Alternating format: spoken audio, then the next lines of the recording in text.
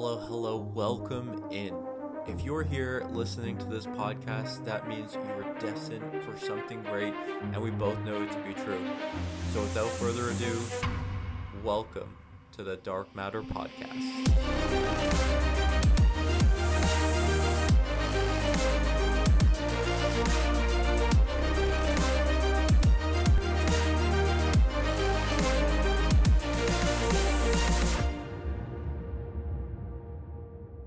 Hey y'all, welcome back to the podcast. Dev here, super excited to have you with me.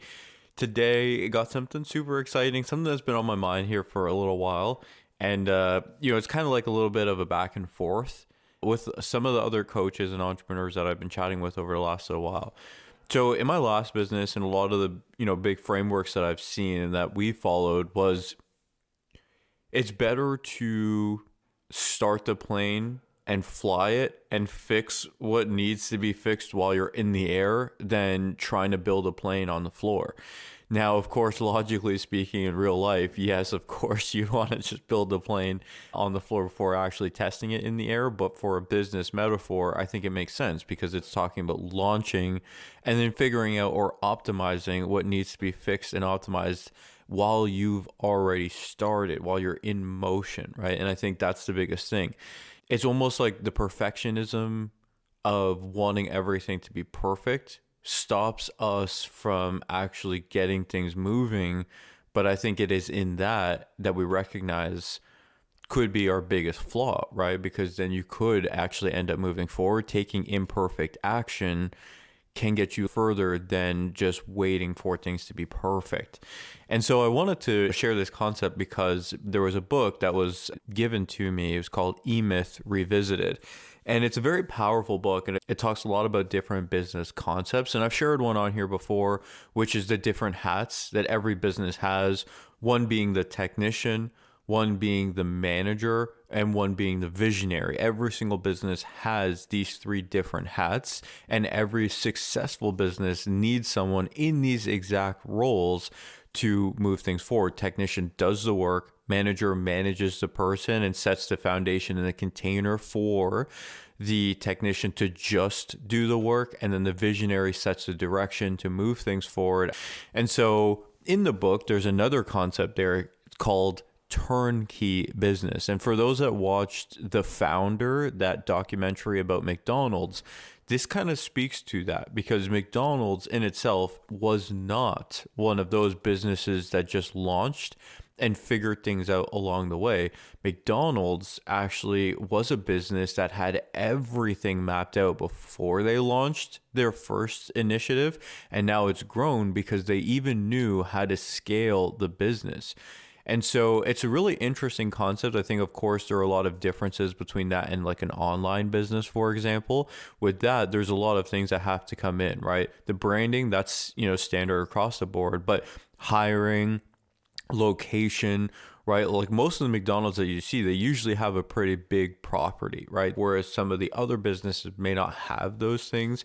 And even making the burger, it's interesting because most of the fries and the burgers themselves, they taste very similar or almost the exact same, no matter which location you go to. Whether you're in Hong Kong or you're here in Canada or even going to the US, it tastes the exact same. Now, how do you master that? How, no matter where you go with different, maybe technology, different culture, different norms, how can you still have a product that stays at that same standard? Well, this is how, right? They talk about the turnkey revolution for their business. And basically what that means is they already know what it is. The business is entirely already set up. It's just waiting for you to put the key in and turn it. I'm pretty sure the process to get started on owning your own McDonald's, it is a bit of a strenuous process. You have to really embody, their values. You have to really show that you understand their lifestyle. More importantly, when you do have those things, you have to show that you know how to actually make the burgers, right? Make the food and understand the entire process from start to finish. Because only until, a franchise owner understands that, they can't get the keys to then just plug it in. Because that's the thing with McDonald's and what it's become. they're all different franchise owners for the most part. And once you pass their test, if you will, then they give you the rights to everything. And all you have to do is just get the location, put up the sign, and then you'll have people coming for interviews. It's laid out all the different roles within the company, the expectations, everything all laid out, which is pretty incredible if you think about it. Now, the reason I'm bringing this up is because this really directly contradicts to the way that I was teaching people to run a business, and even the way that we ran a business. What we were doing wasn't to have all of those things mapped out and then launch. It was to understand, almost like MVP, which is your minimum viable product, something that you could just craft after getting feedback and real-time data to then sell. And then once you sell it, you get feedback of that, you make it better and you make it better. And then this is how you create a product or a coaching program or something that ends up being extremely, valuable or useful to that ideal person because you've data driven it and you've tested it.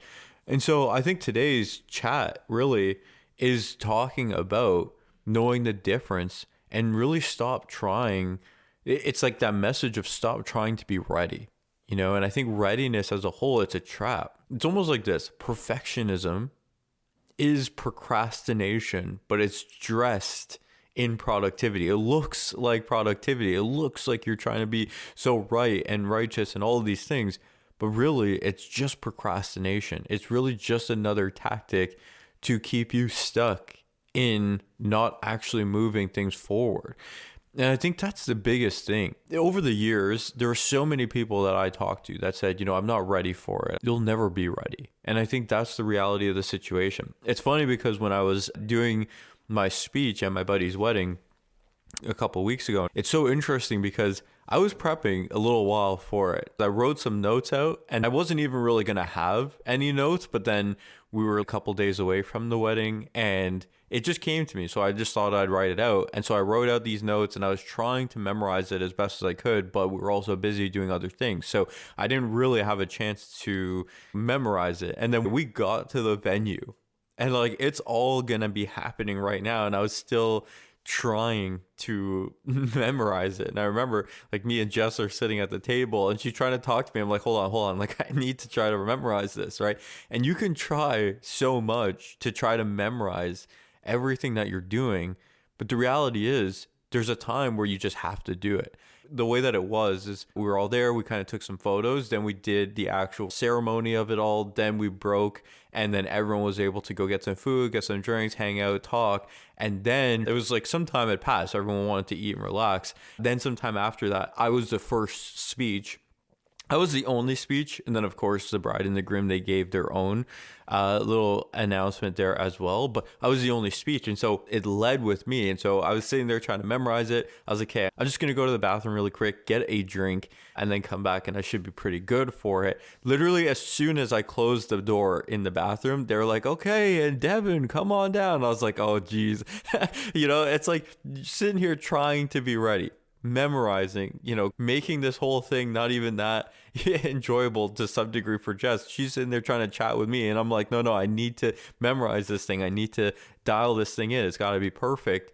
And here you have it, all this time just for them to just be like, hey, it's time. And then you just go in and you do it. And I think maybe it's just because of how everything had been for me or, how I'd always been in my life. But I just realized in that moment, it doesn't matter how much preparation you have, how little or more of, it just matters of, are you going to be ready in that moment?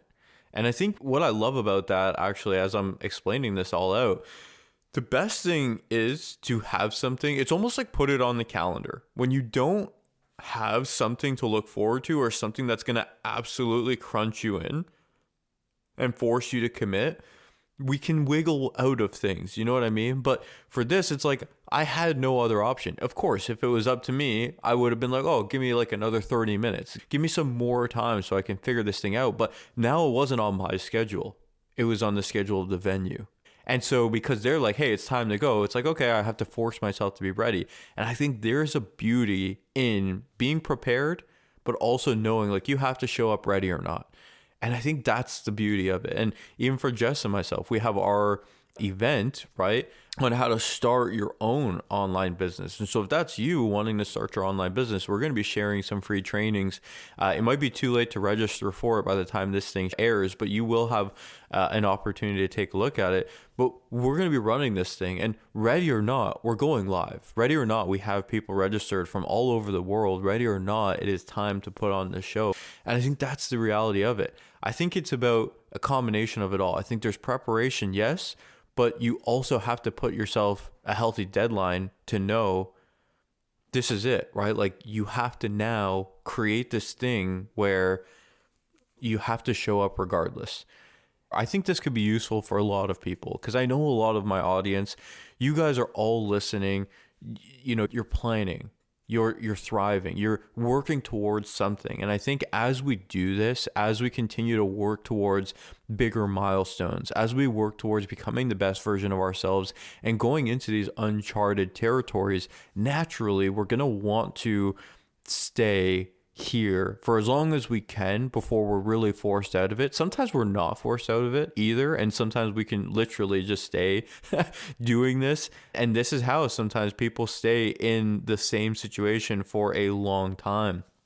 And so I think the reality of the situation is whatever goal you're trying to hit, whatever thing you're trying to do, create something where there's an absolute deadline and then work towards it. And be comfortable and prepared to show up ready.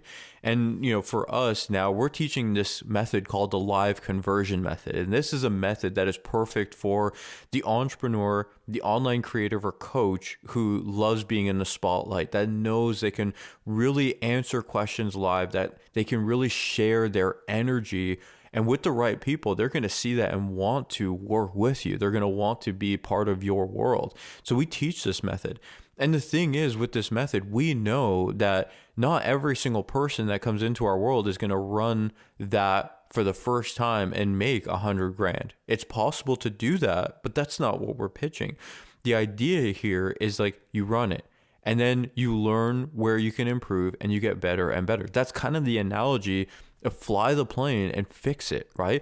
Launch it, go live, bring people in, get good at doing this thing, and you know, set the right expectations and then get better with it until, and we have some people that we know in our industry that every single time they run one of these events, they're clearing 6 figures. Imagine that.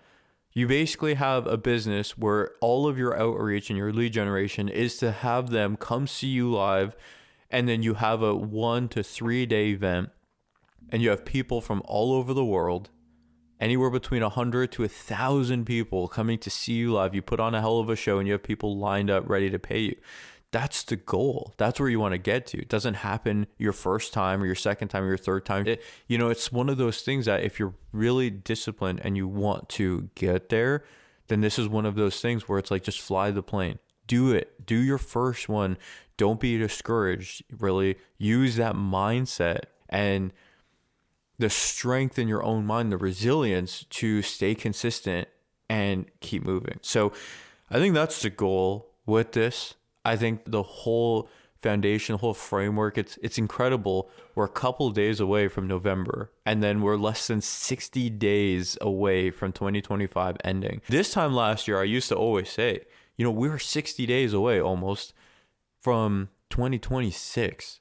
The things you do now is really what's going to set you up for 2026. The things today, the things in these next 60 days is really what's going to allow you to start 2026 off with a bang.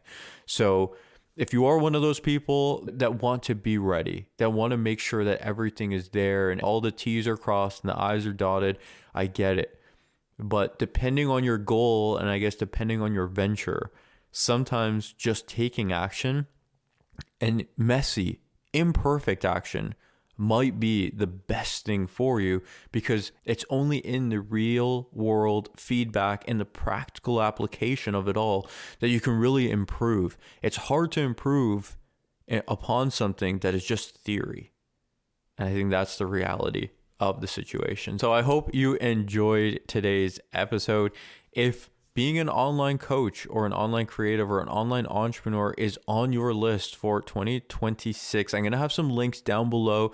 Now is the time to get started, build the right foundations so that way you can start really making your impact on a bigger scale. So I'm going to have some links down below, all that jazz. And appreciate you guys. Appreciate everyone that listens as always. And as always, I'll catch you on the next one.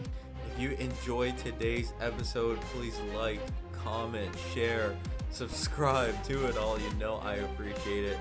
And as always, I'll catch you on the next one.